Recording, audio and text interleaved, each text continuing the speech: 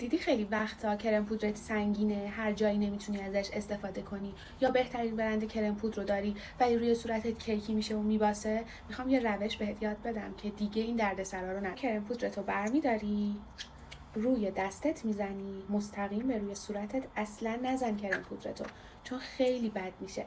و بعد از یه اسپری آبرسان یا یه مرطوب کننده استفاده میکنی و به کرم پودرت اضافهش میکنی. ببین در حد 1 ذره که بافت کرم پودرم خراب نشه.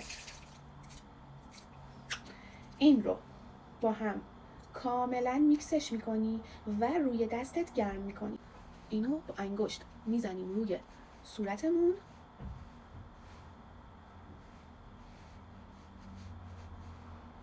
بعدش با یه بیوتی بلندر نمدار که قشنگ آبش هم گرفتی این رو فیدش میکنی روی پوستت. الان من پوستم رو بخوام به شما نشون بدم انقدر خوشگل روش خوابیده کرم پودر، انقدر طبیعی و تمیزه که کیف میکنم، انگار پوست خودمه و هیچ کرم پودری روش نیست. حالا روی این هر مدل میکاپی که دوست داشتی میتونین بزنین.